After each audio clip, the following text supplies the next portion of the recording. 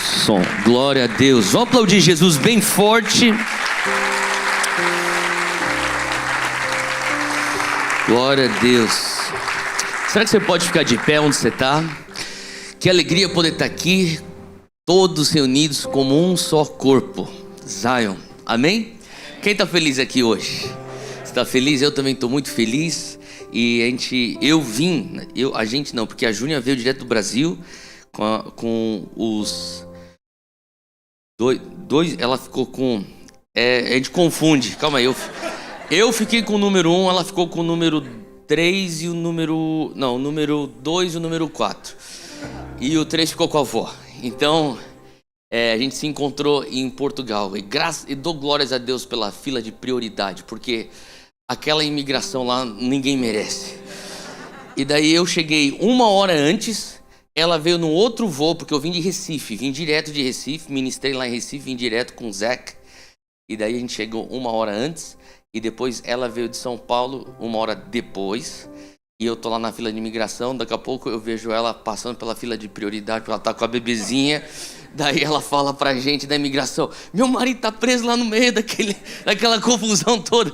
Daí, enfim, daí eu saí de lá. Então, glória a Deus.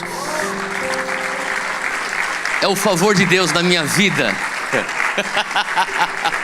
Você sabe que eles falam sobre o favor de Deus? Quem aqui é favorecido por Deus na tua vida? Favor não é justo. Fala para quem está do teu lado: favor não é justo. Não tem nada de errado com isso. Quando o Senhor derrama favor na tua vida, as pessoas vão falar: isso não é justo. Eu falo: eu sei, é que eu sou favorecido por Deus. Enfim, erga suas 2 mãos para o alto e repita comigo: Senhor Deus, eis-me aqui hoje. Eu abro meu coração, meu espírito está pronto, minha mente está alerta, meu coração está faminto. Me transforma. Para onde eu irei, Senhor? Se só o Senhor tens as palavras da vida eterna. Hoje, ó Pai, traz um alinhamento. Renova em mim o primeiro amor e me transforma, em nome de Jesus. Amém. Amém. Aplauda Jesus mais uma vez. Glória a Deus. Glória a Deus. Você pode se assentar onde você conseguir. E já se foram os dias onde a gente empilhava a gente aqui até nos degraus, né? Agora eles estão nos policiando. Então você que está aí no Overflow, fica aí o nosso grande abraço. E eu sei que a mesma atmosfera que está aqui vai tocar você. E a gente ora para que também você sinta aí o toque do Espírito Santo. Eu quero hoje começar ministrando e vou, na verdade, ficar bem nesse texto de 2 Reis, capítulo 4. Se você puder, abre aí comigo no texto de 2 Reis, capítulo 4. E a gente vai até umas... Que hora você falou, Eri? Tá. 7, né? Tá. Versículo 1 diz assim, você conhece essa história. Certo dia, a mulher de um dos discípulos dos profetas foi falar a Eliseu: teu servo, meu marido, morreu, e tu sabes que ele temia o Senhor. Mas agora veio um credor que está querendo levar meus 2 filhos como escravos. Eliseu perguntou-lhe: como posso ajudá-la? Diga-me o que você tem em casa. E ela respondeu: tua serva não tem nada, além de uma vasilha de azeite. Então disse Eliseu: vá pedir emprestadas vasilhas a todos os vizinhos, mas peça muitas. Depois, entre em casa com seus filhos e feche a porta. Derrame daquele azeite em cada vasilha e vá separando as que você for enchendo. Depois disso, ela foi embora, fechou-se em casa com seus filhos e começou a encher as vasilhas que eles lhes traziam.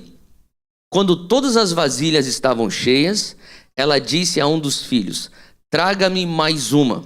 Mas ele respondeu: já acabaram. Então o azeite parou de correr.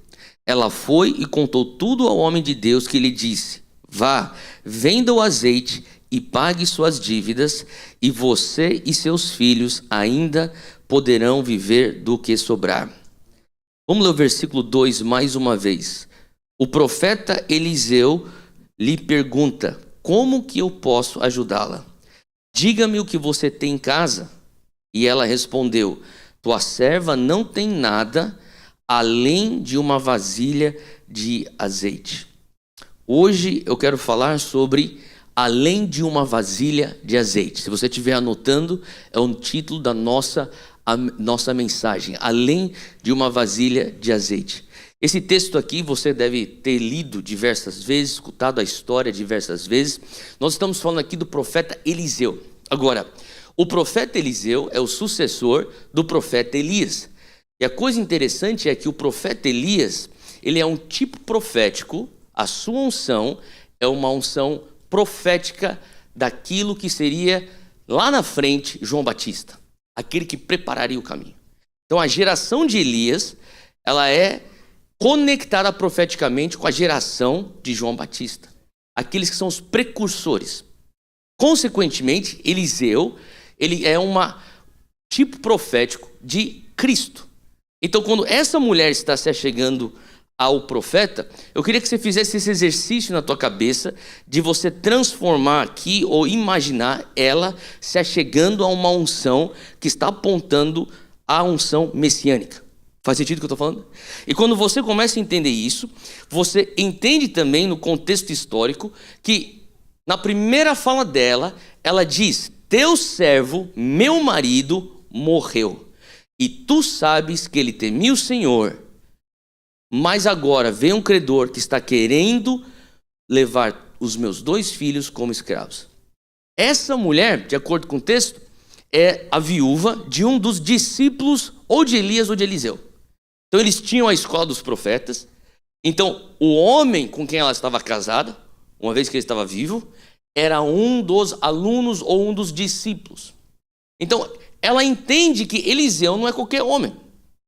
Você tem que pensar sobre Eliseu sendo o profeta mais influente na face da terra enquanto ele estava vivo. E se você for pensar, e talvez você já tenha escutado eu falar isso, que a pessoa mais influente em qualquer sala é a pessoa que tem a palavra de Deus. Não é a pessoa que tem mais dinheiro, ou talvez maior quantidade de diplomas na parede. Se você tiver o rema de Deus, você é a pessoa mais influente na sala. Há anos atrás eu li um relato verídico de algo que aconteceu no dia 11 de setembro, em meio aos ataques terroristas em Nova York. E acho que todo mundo consegue voltar a memória para o dia 11 de setembro e lembrar onde você estava. Foi um daqueles dias fatídicos na história da humanidade. E o que aconteceu naquele dia foi: a primeira torre foi atingida e depois de alguns minutos a segunda torre foi atingida. A gente está falando aqui do Centro Financeiro Mundial, lá World Trade Center. E quando a primeira torre foi atingida, tem um relato verídico que aqueles que estavam trabalhando na segunda torre escutaram o barulho e ficaram desesperados tentando sair justamente daquela torre. Eles falaram: olha, acabou de ter um acidente, um avião acabou de atingir a torre gêmea, a nossa, vamos sair daqui rápido. Evacuação e aquela confusão, todo mundo correndo pelas escadas, todo mundo tentando entrar em elevadores, e eram dezenas e dezenas de elevadores naquela segunda torre que estaria prestes a ser atingida. E de repente, aqueles homens conseguem então achar um elevador, e fala esse relato que inclusive foi publicado, se eu não me engano, foi o Washington Post, que eles entraram com mais ou menos 17, 18 pessoas dentro de um elevador apertado, e um dos que estavam lá era um faxineiro. E ele está lá no meio daquele povo, e daí você tinha mulheres, você tinha homens, você tinha pessoas de mais idade, você tinha pessoas jovens estagiários no mercado financeiro, e você também tinha alguns que eram os managers de hedge funds, aqueles multimilionários, pessoas do mercado financeiro com muito dinheiro, com muito conhecimento, MBAs das melhores universidades, e todos estavam juntos nesse elevador quando ele começa a descer. E, engraçado, todo mundo em pânico. Independente do que você tinha na sua conta bancária, independente de quanto estudo você tinha, todos em pânico. E de repente, o elevador trava. E quando o elevador travou, todos começaram a gritar. E quando todos começaram a gritar e entrar em desespero, esse faxineiro, ele pega o cabo da sua vassoura, que na verdade não era uma vassoura, é como se fosse um mop, que eu não sei como que chama aquele negócio, uma esfregona, e ele bate na parede do elevador, pá, pá, silêncio. E ele começa a falar assim: eu sou um homem de Deus. Hoje de manhã eu estava orando ao Senhor. Ele me lembrou do propósito que eu tenho. Eu ainda não cumpri o meu propósito, portanto vocês estão no elevador certo. Todo mundo vai viver. Ele falou assim: todo mundo vai orar, porque Deus que vai nos tirar disso. E ele põe todo mundo para começar a orar. Ele pega o cabo daquele esfregão, ele força a abertura da porta. Eles estão num vão entre um piso e outro. E ele é a pessoa que lidera todo aquele elevador para sair de lá. E todos foram salvos daquele elevador. Por quê? Porque a pessoa mais influente naquele elevador era a pessoa que tinha a palavra de Deus.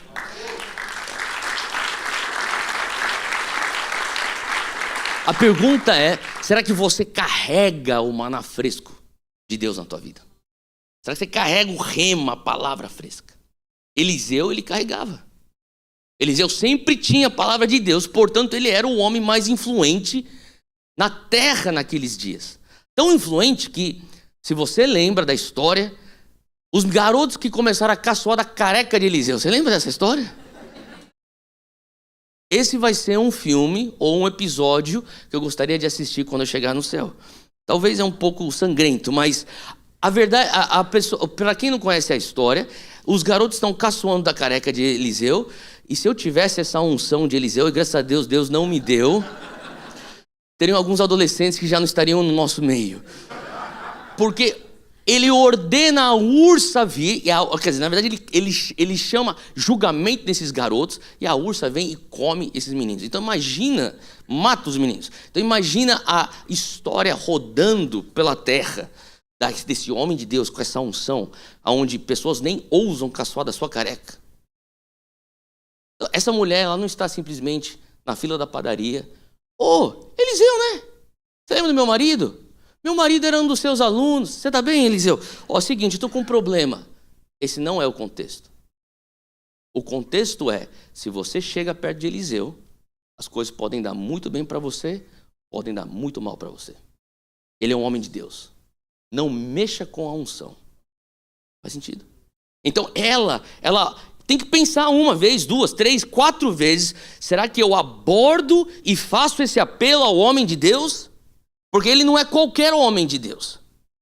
Esse cara aqui é um profeta ungido, a voz que direciona o povo de Israel. Então quando ela finalmente cria coragem, ela discerne então o momento, a janela. Agora eu vou abordar o homem de Deus. E você precisa prestar atenção na maneira como ela fala. Porque ela não simplesmente fala: Eliseu, socorro, me ajuda. Não, ela sabe exatamente o que ela está fazendo. Ela diz: o teu servo, meu marido, morreu, e tu sabes que ele temia o Senhor. Fala comigo, o passado. Sabe, ela começa trazendo a história dela. Ela fala assim: olha, eu não sou qualquer mulher que estou aqui desesperado, tem muitas pessoas com necessidades. Agora, o que eu quero que você entenda, Eliseu, enquanto eu faço esse apelo, é que eu tenho uma necessidade, mas eu tenho um histórico. E o histórico daquilo que aconteceu na vida do meu marido me dá então respaldo para estar aqui diante de você. O meu marido, um homem que temia Deus, era um dos seus discípulos. Ele não está mais aqui, ele morreu. Ela está fazendo um apelo acerca da história da vida dela, do passado. Faz sentido? Tem coisas que você já semeou no passado que vai te dar então autoridade para o teu apelo do presente. Faz sentido? História é importante. Aqui ela tem algo que ela lembra: meu marido foi um homem dedicado ao serviço do Senhor. Meu marido pagou o sacrifício como vocês profetas pagam o sacrifício. Meu marido se consagrou assim como vocês ensinaram ele a se consagrar. O meu marido não trilhou um caminho comum. O meu marido, ele era típico, ele tinha um chamado profético na vida dele. O meu marido, ele é do teu tipo de gente. Eliseu, eu não sou qualquer mulher. É isso que ela está fazendo. Ela está apelando aos sacrifícios passados. E na mesma frase, olha o que ela diz. Mas agora, fala comigo, presente. Vem um credor que está querendo levar meus 2 filhos como escravos. Fala comigo, futuro. Então ela está muito clara na maneira como ela enxerga a linha de tempo. Ela sabe exatamente qual é o meu passado, qual é o meu estado presente e qual será o meu futuro. E quando você tem entendimento dos tempos que Deus está operando na tua vida, você vai ser muito intencional com as janelas que o Senhor te dá.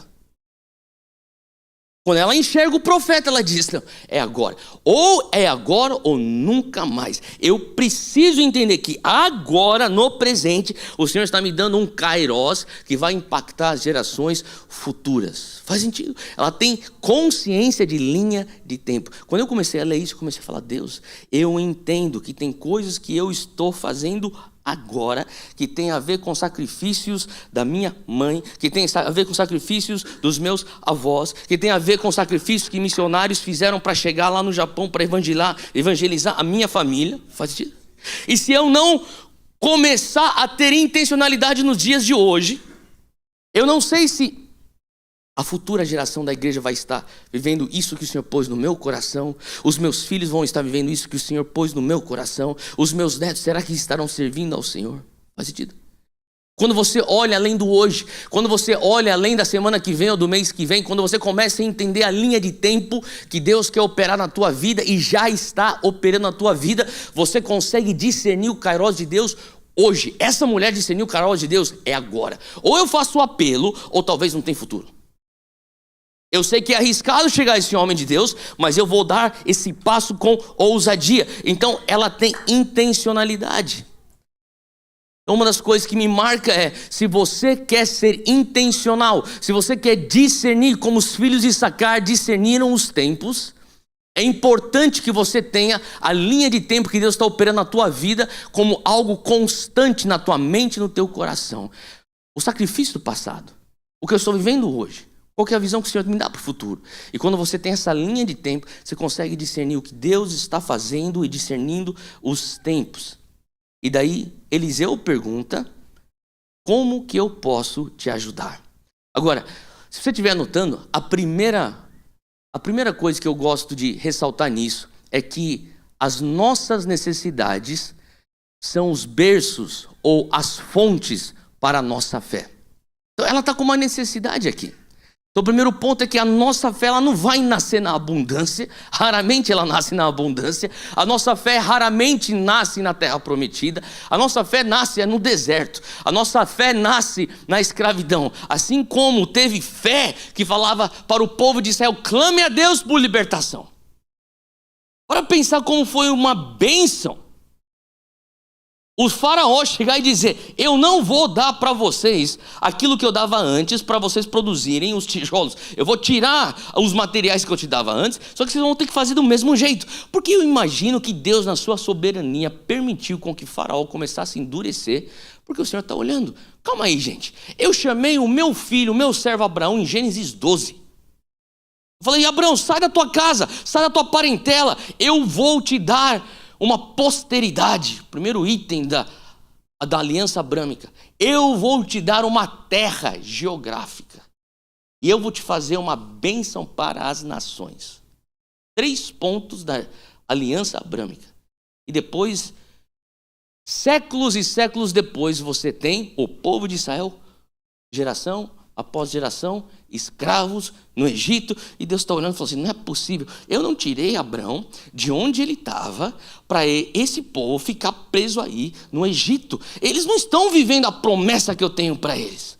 Abraão, que depois veio ter a Isaac, depois Isaac veio ter Jacó, depois as 12 tribos, você conhece a história, eles se multiplicam, depois José traz todo mundo de volta, então agora são dezenas no Egito, daqui a pouco eles são centenas no Egito, daqui a pouco eles são milhares, eles se tornaram milhões no Egito, eles estão confortáveis lá na mediocridade. Às vezes o Senhor vai apertar a tua mediocridade para ela se tornar uma situação de escassez, para você clamar por aquilo que é excelente. Então se você está contente, Mas para pensar que o povo de Israel estava naquilo que nós chamamos delta, o Goshen, aonde seria o lugar mais fértil do Egito. Eles são escravos, mas eles poderiam pensar, eu sou escravo, mas eu tenho comida. Eu sou escravo, mas eu tenho minha hortinha aqui que produz meus vegetais.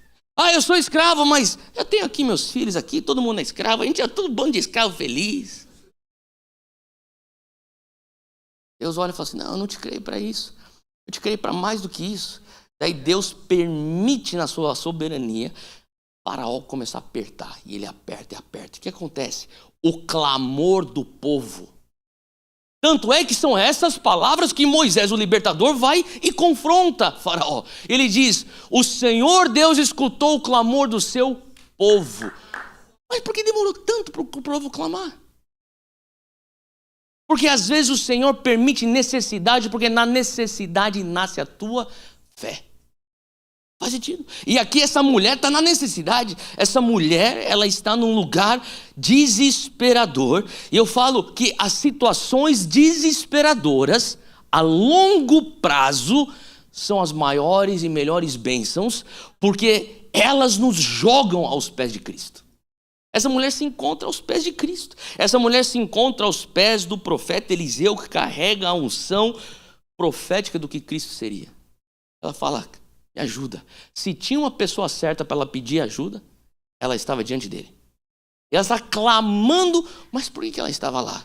Por conta de uma necessidade. Se você começa a realmente prestar atenção nos salmos de Davi, você vai ver que os salmos que Davi escreve no meio de sua perseguição, ou melhor, quando ele está sendo perseguido por Saul, são os salmos mais fortes. Sabe, tem algo que sai da essência de quem você é quando as situações te apertam, quando as necessidades, os momentos de desespero. Eu creio que, independente aonde você está, entenda uma coisa, que a fé muitas vezes nasce no desespero. A fé nasce no lugar de perigo. A fé nasce no lugar de escassez. E a longo prazo, a curto prazo dói, mas a longo prazo é a tua maior bênção. Ela te lança de volta aos pés daquele que realmente pode te ajudar. E ele então pergunta para ela, o que eu posso fazer? Como que eu posso te ajudar? Diga-me o que você tem em casa. Você está vendo aí? Versículo 2. Olha o que ela responde. A tua mulher não tem nada além de uma vasilha de azeite. Eu queria que você prestasse atenção nessa frase. Diga-me o que você tem em casa. Interessante, porque Eliseu, que é um homem extremamente ungido, poderia talvez fazer um milagre de uma provisão que se materializasse do nada. É interessante que Deus nunca faz isso.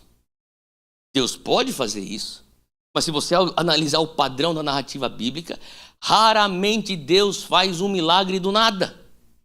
Ele fala, vocês dão a eles alguma coisa para comer. Daí os discípulos falam, o que a gente faz? Pega lá a lancheira daquele garoto lá, o que tem aqui? 5 pães, 2 peixinhos. Tá bom, então daqui que eu vou fazer alguma coisa com isso. Filho, faz uma coisa aqui, não tem mais vinho. Ele fala, mulher, não chegou minha hora. Mas ela insiste e ele fala assim, tá bom, vai, então enche aí de água. Ele não materializa o vinho do nada, ele não materializa o pão do nada, ele não materializa o peixe do nada. Ele pergunta, o que é que você tem em casa? O que você tem nas suas mãos hoje? Porque ele precisa de um ponto de contato físico. Ele vai respeitar algo que você já carrega, porque esse algo que você já carrega é o teu pouco. E se você for fiel com o pouco, sobre muito ele vai te colocar. Faz sentido? O que é que você tem na tua casa? O profeta pergunta, o que é que você tem? Você tem alguma coisa na tua casa? O milagre vai começar com alguma coisa que você tem. É um dom que você tem, é um pouco de conhecimento que você tem, é um pouco de talento que você tem, é algo que você talvez despreze. Mas ele fala, é por ali que eu vou começar a fazer uma revolução na tua casa. Aquela coisinha que você fala, mas isso aqui não é nada. E é justamente isso que ela diz, tua serva não tem nada, vírgula, além de uma vasilha de azeite. Interessante isso, porque na matemática dela é nada. Mas se você for ler o texto, além de uma vasilha de azeite. Quando você entende que uma vasilha de azeite é alguma coisa, não é nada. Mas para ela é nada, porque você pode ter uma mentalidade de escassez. Mas sabe de uma coisa que eu amo sobre igreja? É que quando nós estamos como santos reunidos na congregação dos santos, que nem nós estamos hoje, nós estamos numa atmosfera profética. E aquilo que parece ser nada quando você está sozinho, uma vez que você entra aqui, você fala assim, quem sabe Deus pode me usar? Você começa a entrar numa esfera profética onde a unção está fluindo, e você começa a olhar para aquilo que você considera nada, e você começa a ter um pouquinho de esperança. Acho que dá para ele fazer alguma coisa com a minha vida. Eu acho que eu não presto nada, mas acho que dá para fazer algo comigo. Já se sentiu assim? Eu sei que eu já me senti tantas vezes assim. Deus, é impossível você fazer isso, não. Mas daí quando eu entro no meu momento de louvor, adoração, eu estou num culto que nem aqui, tipo, uau, Deus, eu acho que agora dá. Acho que tem alguma coisinha. Eu me sinto um nada, além de um cara desesperado e com fome e com vontade de fazer diferença. Faz sentido? Quando você entra na atmosfera profética, é por isso que, Theo, eu poderia estar assistindo isso aqui online na minha casa. Nem sei se aqui em Lisboa a gente transmite online. Transmite? Tá. Deixa eu te falar assim, talvez você possa realmente ter informação online, mas será que você vai ter a atmosfera que leva você à revelação? E tem certas coisas que o Senhor, Ele separa para esses momentos. Ele não trouxe o Pentecoste para os 120 espalhados pela Palestina.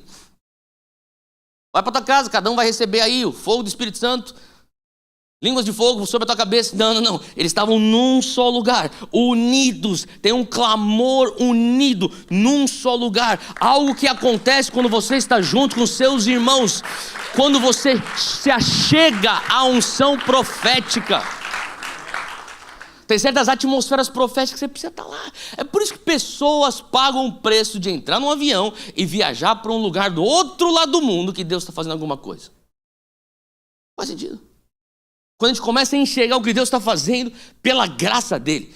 No Greenhouse, tanto aqui na Europa como lá na Dunamis Farm, lá em São Paulo, no Brasil. E você começa a ver, sabe, tem pessoas que estavam lá na Dunamis Farm, que elas literalmente, eu encontrei jovens que literalmente, 6 deles, cruzaram o mundo. Falei, cara, vocês são de onde? Do Japão, mas você é japonês? Eu trouxe até o Yusuke, que é Nihonjin. Falei, sabe o que eu tô falando, né? Não, bom. Japonês, não é japonês brasileiro, japonês. Falei, Yusuke, Nihonjin isso? É Nihonjin. Os caras vieram do Japão. Falei, por que vocês não assistiram online? Tem que pegar alguma coisa que está aqui. Faz sentido? Tem portais. Eu sei que soa bem New Age que eu estou falando. Mas é bíblico. É que eu não tenho tempo aqui para explicar isso. Mas existem portais. Não é isso que Jacó percebe? Quando ele fala, uau, Betel! Isso aqui não é mais luz. Isso aqui é Betel, casa de Deus. Tem um portal aqui, uma escada, uma conexão do céu com a terra com o céu. Faz sentido? Quando você discerne, tem certos lugares. É por isso que as pessoas falam, Theo, cara, planta aqui uma Zion aqui do lado de casa. Eu falei, cara, se Deus pedir, a gente vai. Mas quanto tempo você dirige? Cara, tem gente que vai lá, estou dirigindo 3 horas. Eu escutei uma pessoa que estava para lá de Bauru, você que conhece São Paulo, estava para lá de Bauru, estava vindo toda semana para o culto. Eu falei, por que? Acho uma igreja lá em Bauru, está cheio de igreja abençoada.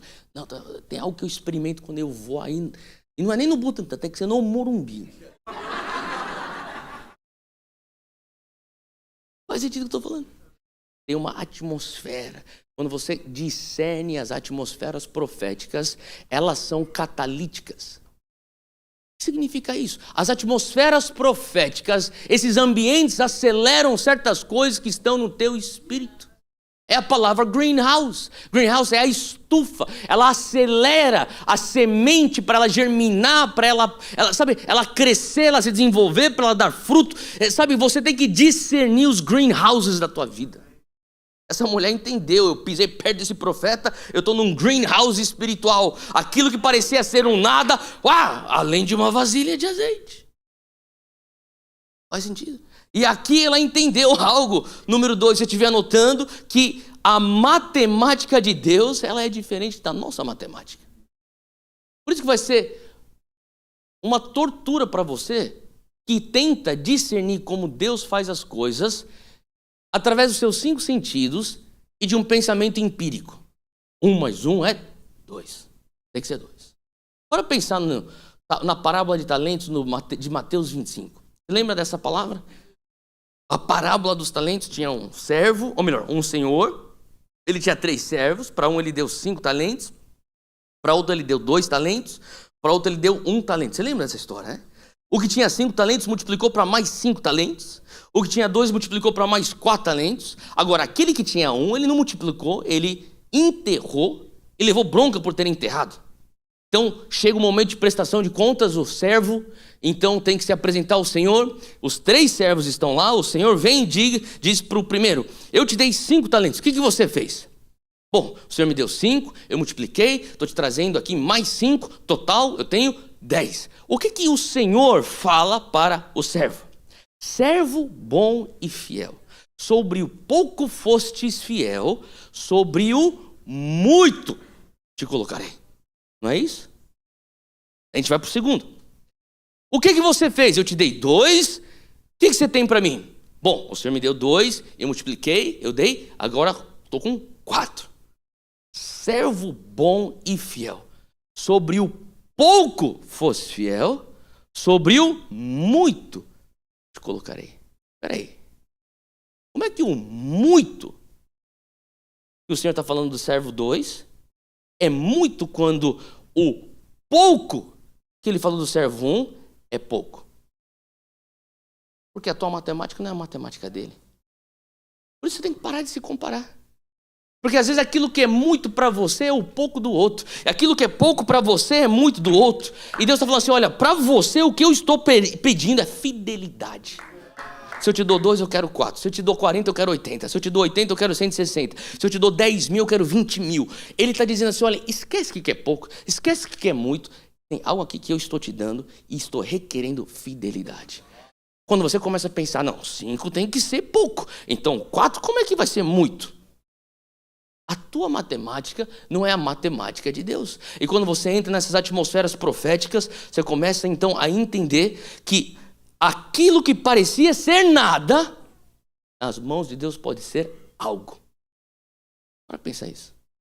Eu fui desafiado semana passada pelo meu pai espiritual, Dr. Kingsley Fletcher, que vai estar com a gente aqui na VDS em Lisboa. Ele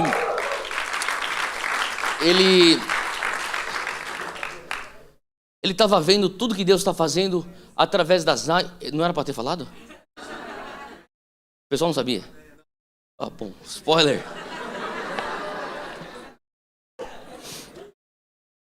Ele começou a ver tudo que Deus estava fazendo na Zion, no Dunamis.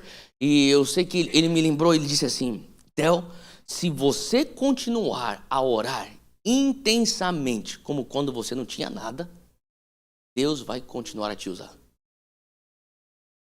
Eu lembro quando você chegou com 23 anos de idade, você não tinha nada. Você literalmente chegou com $200 no bolso. E a única coisa que você fazia era carregar caixa, servir, fazer inventário, serve café. E eu lembro que ele falava assim, eu vou te pôr nos ambientes certos. Eu preciso de uma desculpa para te pôr no ambiente certo. Você sabe fazer café? Tinha a mínima noção, eu nunca tinha passado um café na minha vida. Sei. Agora eu tenho que descobrir um jeito de saber fazer café. Ele falou assim, então tá bom, porque tá vindo aqui a conferência, eu quero que você seja a pessoa que fica cuidando da sala verde. E ele falou assim, eu vou te pôr nos ambientes certos. A partir de lá, você tem que se virar e absorver a verdade revelada. Faz sentido. O Senhor vai te pôr nos lugares certos, daí cabe a você absorver aquilo que Ele está querendo te mostrar. E daí eu comecei a me dar conta que eu estou servindo aqui café. E tantas vezes naquelas salas verdes sentavam homens de Deus que nem T.D. Jakes, que nem Miles Monroe, que nem Rick Joyner, que nem Mahesh Chavda. E eu estou lá servindo café para esses caras. Daqui a pouco ele fala, você sabe dirigir? Sei dirigir. Então você vai pegar Cindy Jacobs lá no aeroporto. Sabe dirigir? Então você pega o meu carro, pega lá o Guilherme Maldonado, traz ele aqui para a conferência. E daí eu estou dirigindo para esses homens de Deus. Eu estou no ambiente certo. Agora eu tenho que saber absorver a verdade revelada. Faz sentido? Então aquilo que você pensa, eu não sei fazer nada. Na matemática de Deus você consegue fazer algo. Você consegue servir um café?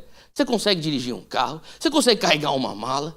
Você consegue ajudar alguém? Você consegue servir e talvez melhorar teu ambiente? Aquilo que parece ser nada, na matemática de Deus pode ser algo, e ela entra falando, eu não tenho nada em casa, mas ela chega perto da atmosfera profética e ela fala, além de uma vasilha de azeite. E o profeta fala, vai ser aí que eu vou começar. Então tá bom, se tem uma vasilha de azeite, a matemática dele, ele já começa a fazer aquilo que a gente muitas vezes pensaria, não, loucura. Ele diz, sim, vai ser a partir daquilo que você considera nada, mas na mão de Deus é algo. Faz sentido o que eu estou falando? O Deus Todo-Poderoso, se estiver anotando, anota essa frase. O Deus Todo-Poderoso, ele ama trabalhar através de instrumentos simples que nem eu e você. O Deus Todo-Poderoso, ele ama trabalhar. Aquilo que você considera nada é aquilo que ele ama ter como instrumento para a sua glória. Aquilo que você fala assim, Deus, eu sou nada. Ele fala, é por isso que eu quero te usar, para a minha glória. Porque se fosse algo, eles falariam que é você que está fazendo. Mas já que você sabe que você não tem nada, quando eu te usar, todo mundo vai falar, não é possível, não foi o Theo. Só pode ser Deus. Deus vai falar, exatamente. Faz sentido. 1 Coríntios capítulo 1, versículo 27, o apóstolo Paulo fala algo que explica isso. 1 Coríntios 1, versículo 27. Ele diz, mas Deus escolheu o que para o mundo é loucura para envergonhar os sábios. E escolheu o que para o mundo é fraqueza para envergonhar o que é forte. Ele escolheu o que para o mundo é insignificante, desprezado e o que nada é, para reduzir a nada o que é. Para quê? Olha só o que a palavra está dizendo. Aquilo que o mundo considera loucura. Aquilo que Deus usa para envergonhar os sábios. Aquilo que o mundo considera fraco é o que Deus usa para confundir os fortes. Ele escolhe o que o mundo enxerga insignificante. Nada. Para reduzir a nada aquilo que eles pensam que é algo. Agora, por que Deus está confundindo tudo? Por que Deus está falando, não, a minha matemática não vai ser a tua matemática. A tua matemática não vai ser a minha matemática. O que você considera forte, eu vou envergonhar e vou usar o fraco para fazer você entender que você não é nada. E aquele que se considera muito sábio, eu vou pegar um tolo que não sabe nem ler e escrever para mostrar para você que você não sabe nada. Por que Deus faz isso? Por que Deus faz isso? Versículo 29 é a resposta do porquê. Ele diz, para que ninguém se vanglorie diante dele. Qual que é o capital que Deus está atrás? Deus está atrás de glória. Maldito homem que rouba a glória de Deus. O que causou Lúcifer a sair da presença de Deus? Roubar a glória de Deus. Usurpar ser igual a Deus. Se tem algo que vai fazer com que o julgamento chegue na tua vida, é você tentar roubar a glória de Deus. Ele fala assim, se tem algo que eu tenho ciúmes sobre, é a minha glória. É por isso que a tua vida, a minha vida é para glória de Deus. Falar glória a Deus não pode ser só um jargão evangélico, tem que ser a razão da tua vida. Faz sentido? Ele fala, eu uso você que se considera um nada. Eu vou fazer um milagre numa casa que não tem nada, para que todos enxerguem e falem, só pode ser Deus. O que está acontecendo aqui? A glória está indo para Deus. Faz sentido? Quando você fala assim, Deus me usa, porque se o Senhor me usar, todos saberão que foi só o Senhor, porque não tem nada a ver comigo. Deus fala, é com você que eu quero. Você é o meu candidato preferido. Vem cá, eu vou te usar. Faz sentido? Porque quando você está numa posição onde você não tem como roubar a glória a Deus, você está na posição mais provável de ser usado por Deus. E quando você fala assim, Deus me usa para tua glória, a fim de que ninguém se vanglorie diante dele. Quando a gente chega nesse lugar do nada, é quando Deus começa a agir. Eu sei que não é confortável você chegar nesse lugar do nada. E às vezes eu gostaria de ter dito, eu gostaria de poder falar que eu voluntariamente cheguei a esse lugar do nada. Mas às vezes o Senhor permite necessidades e situações para nos levar ao lugar do nada. E quando você chega nesse lugar do nada, ele começa a pegar uma pequena vasilha de óleo, e fazer com que aquela vasilha de óleo venha a ser o recipiente do grande poder de Deus. Porque o Deus grande, todo-poderoso, ama usar instrumentos. Eu sou um homem simples. Você é um instrumento simples. Deus quer nos usar para a glória deles, para a glória dele. Não é isso que a palavra diz? Que as suas boas obras que você faz perante os homens glorifiquem ao teu Deus que está nos céus. É para isso que nós estamos fazendo boas obras. Nós não fazemos boas obras para nós termos uma coisa para falar, olha só para mim, mas pelo contrário, para refletir a glória de Deus. E daí ele fala assim, vai lá, volta comigo para o texto, ele diz assim, vá pedir emprestadas vasilhas a todos os vizinhos, mas peça muitas. Se eu pudesse, sublinha essa frase na tua Bíblia, mas peça muitas. Por que está pedindo para pedir muitos? Porque a obra que ele quer fazer na tua vida é muito grande. Depois, entre em casa com seus filhos, feche a porta, derrame daquele azeite em cada vasilha e vá separando as que for enchendo. Se estiver anotando, número 3. Deus precisa de espaço. Quanto espaço você vai dar para Deus? Deus precisa de espaço. Faça espaço para Deus. Quando ela começa a pegar muitas, é porque ela está fazendo espaço para Deus. Quando ele fala assim, ó, pega muito porque eu quero fazer uma obra muito grande na tua vida. Me dá muito espaço porque o que eu quero fazer na tua vida, eu tenho que ter espaço. Eu tenho que preencher com a minha grandeza, com a minha maravilha. Eu tenho que preencher com a minha glória, a tua casa. Então me dá muito espaço. Tira todas as tralhas do teu quartinho de bagunça para me dar espaço. Porque 2 corpos não podem ocupar um espaço só. Eu não estou querendo que você simplesmente se livre de pecado, de hábitos, ou de ideais, ou de ambições, porque ele simplesmente fala, tem um código religioso a seguir. Pelo contrário, porque ele precisa de espaço. Ele precisa de espaço para fazer uma obra grande na tua vida. Faz sentido? Quando você começa a abrir espaço, você começa a arrancar as coisas que estavam lá, a falta de perdão, a amargura, quando você começa a arrancar aquele orgulho, a tua prepotência, a tua autossuficiência, o teu instinto de sobrevivência, ele fala, agora está começando a ter espaço, está clareando, agora eu consigo encher esse lugar com a minha grande obra na tua vida. Vai lá e pega muitas vasilhas. Talvez para ela o que era necessário eram algumas vasilhas, mas ele fala, não, eu não quero que seja só algumas, eu quero que seja muitas, porque eu quero fazer uma obra muito grande, abundantemente. Eu não quero te dar o suficiente, eu quero te dar acima e além e infinitamente mais do que você tem orado, do que você tem pensado, do que você tem sonhado. Peça muitas. Ela começa a pedir espaço, a pedir, me dá mais. E ela chega num determinado momento que ela não tem nem mais temor dos homens. O que eles vão pensar se eu começar a pedir? Você quer vasilha? Vasilha para quê? Não é que eu estou colecionando vasilhas vazias. Não, eu estou precisando. Deus vai fazer um milagre na minha vida. Eu estou precisando de dinheiro e Deus vai usar um milagre para suprir na minha casa. Eu precisava de mais vasilhas. Então eu tenho umas 20 aqui. E os meninos vão trazendo. E eles passam uma rua e eu consigo imaginar a mãe falando, agora vai para outra quadra. E eles vão para o bloco depois e pegam a vizinhança inteira. Vai para o outro bairro. E eles estão pegando vasilha. E o texto diz que ela começa então a despejar. Olha só o versículo 5. Depois disso ela foi embora. Fechou-se em casa com seus filhos e começou a encher as vasilhas que eles lhe traziam. E quando todas as vasilhas estavam cheias, disse a um dos filhos, traga-me mais uma. Mas ele respondeu, já acabaram. Então o azeite parou de correr. Para mim, esse versículo fica falando, e se ela tivesse mais uma vasilha? Eu creio que se ela tivesse vasilhas até 2023, até hoje estava correndo aquele azeite. Você determina quanto espaço você quer dar para Deus. Você determina quantos dias você quer ver a bondade de Deus na tua casa. Você determina quantas gerações você quer ver a bondade de Deus tocando. Você determina quais áreas da tua vida você quer o Senhor atuando. Faça espaço para Deus. E quando você faz espaço para Deus, sabe o que ele está falando?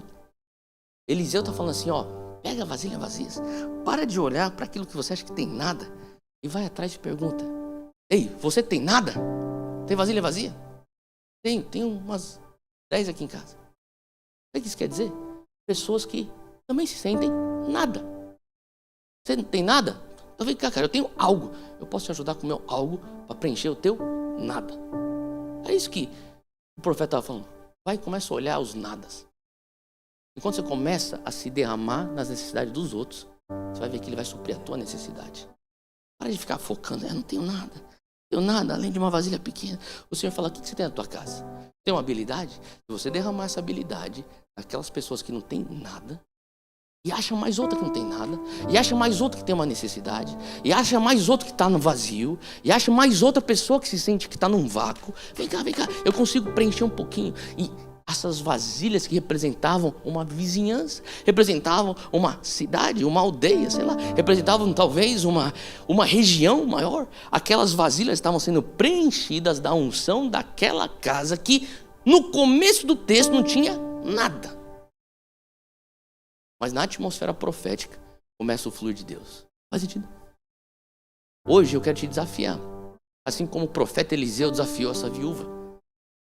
Para de olhar aquilo que você acha que tem nada. Porque o teu nada é algo nas mãos de Deus. E se você começar a focar nas necessidades ao teu redor. Quantas pessoas parece que tem alguma coisa terrenamente falando, mas no espírito estão vazias. Amanhã quando você for para o trabalho. Amanhã quando você for estudar. Observa diversas vasilhas vazias na cidade de Lisboa. O Senhor está falando assim, pega isso aqui que você tem, que além de um pouquinho de azeite, e derrama. Você vai começar a ver que vai vir um fluir. Até, mas eu não sei pregar. Eu não sei orar pelo enfermo. Só conta a história. Eu amo aquela história quando Jesus cura aquele homem que desde nascença era cego, e os fariseus ficou loucos da vida porque ele curou no sábado. E daí de repente eles estão no meio de uma discussão. Daí chega o cara, o cego fala assim, só sei de uma coisa, antes eu era cego, agora eu consigo ver. Agora se o cara é o Messias ou não, vocês ficam discutindo aí, mas eu vou contar minha história. Foi isso, tá bom? Posso sair? Não comece a ficar entrando em discussão que é aquela coisa que não vai ter fim. Você fala assim, olha, eu não sei o que você acredita, eu não sei se você concorda ou discorda, mas deixa eu dizer uma coisa, a minha vida era isso, era um nada. Mas daí eu tive contato com a unção e começou a fluir um óleo, e hoje tem um transbordar na minha vida. Eu só sei que eu tô vivendo, eu tô te contando. E quando você começa a dividir daquilo que Deus fez na tua vida, vai começar a preencher os nadas ao teu redor. Faz sentido? Faz assim com as suas mãos para receber do Senhor. Aonde você estiver agora, comece a falar, Pai, eis-me aqui. Eu sou nada além de uma vasilha com um pouco de óleo. Usa-me para a tua glória. Usa-me para a tua glória. Pai, eu quero clamar e pedir hoje que o Senhor venha nos tocar com essa unção profética. Se você tem línguas, comece a orar no Espírito onde você estiver. Pai, quantos de nós nos sentimos como essa viúva em situação de desespero, em situação de necessidade? O Senhor está querendo te lembrar que a tua fé está nascendo nessa situação. Pai, eu peço agora, multiplica o pouco de óleo que está fluindo em nós. Nos dê olhos para enxergar, visão para ver as vasilhas vazias que nos cercam. Pai, hoje nós estamos debaixo da tua palavra, em obediência, coletando vasilhas vazias. Queremos nos derramar nessas pessoas, nas necessidades dos outros. Mas, Senhor Deus, Senhor Deus, eu quero clamar e pedir agora por uma nova injeção de fé. Se você falar assim, eu preciso de uma injeção de fé, de esperança, de visão, fica de pé onde você está. Eu quero orar especificamente para você que fala assim, eu preciso de uma nova injeção de fé.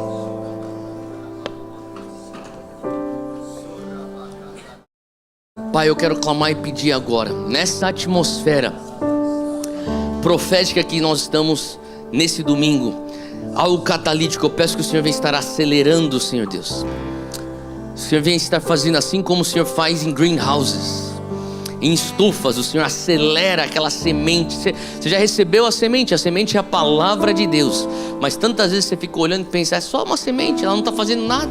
Mas nessa atmosfera, Pai, eu oro agora por aceleração.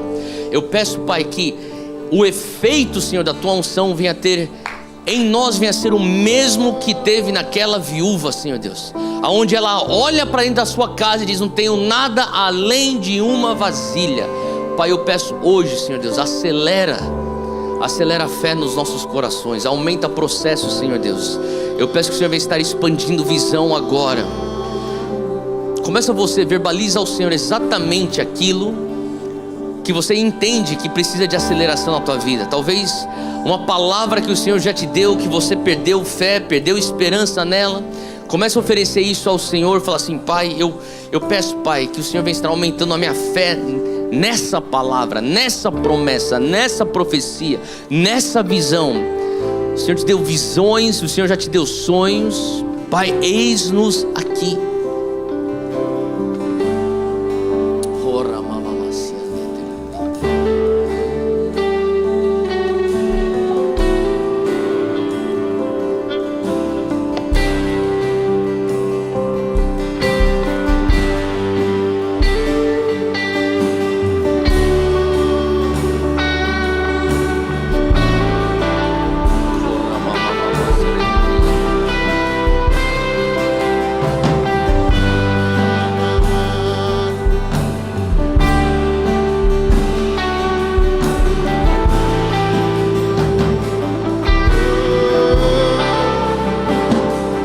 Erga suas mãos onde você estiver e repita comigo, diga, Senhor Deus, eis-me aqui.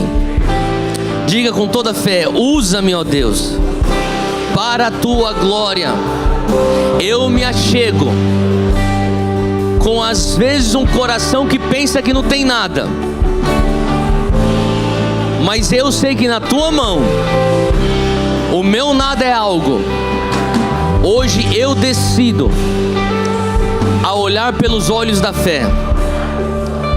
Eu entendo que a tua lógica não é a minha lógica, e que aquilo que eu considero ser forte, aquilo que eu considero ser significante, o Senhor muitas vezes vai virar de ponta cabeça. E eu digo sim e amém a isso.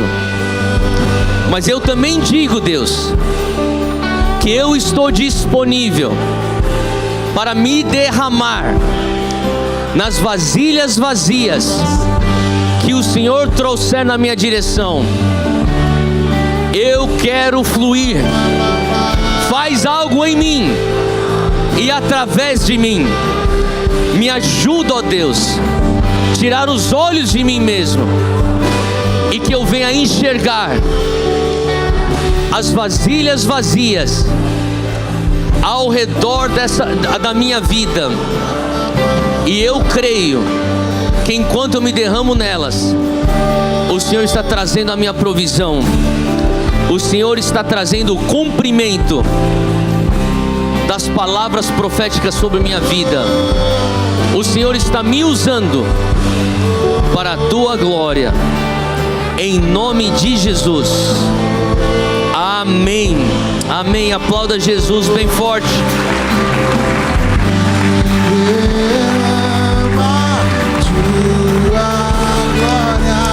Vamos cantar isso profeticamente.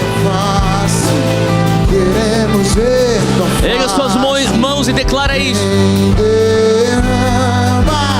Tua glória, queremos mais de ti, queremos mais de ti, vem, vem, vem.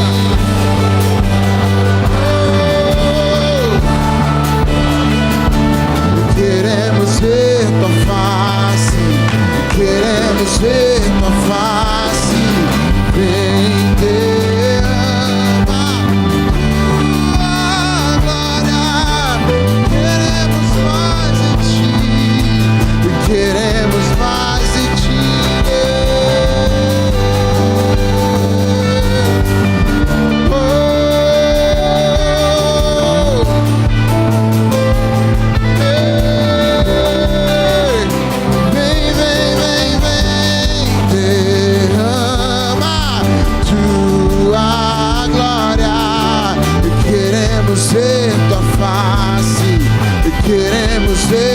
face, vem derrama tua glória. E queremos mais de ti, e queremos mais de ti.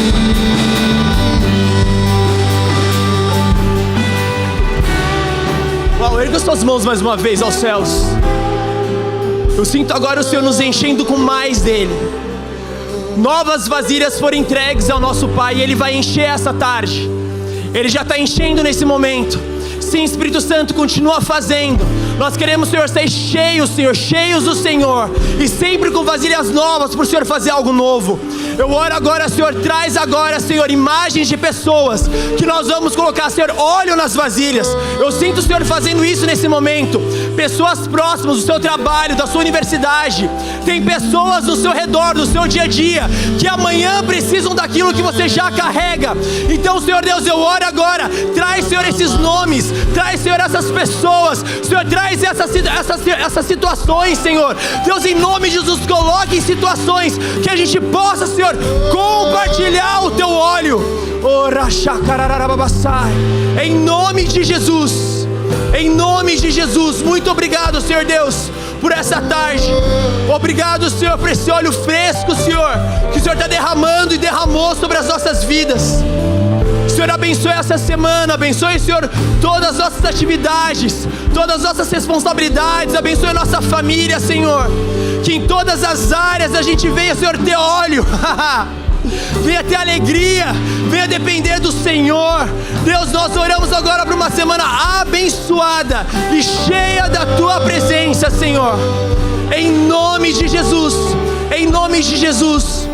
Se você ainda precisa de uma oração, nós teremos aqui nossa equipe de ministração. Se você tiver algum pedido de cura, se você está aqui, é a primeira vez que você está aqui, alguém te convidou e você quer aceitar Jesus, você quer conhecer Jesus, aí no seu coração você pode vir à frente também, para a gente fazer essa oração com você. E se você já recebeu tudo aquilo que o Senhor tem para você, cumprimente agora a pessoa do seu lado e fale: sempre tenha vasilhas. Deus te abençoe e uma ótima semana.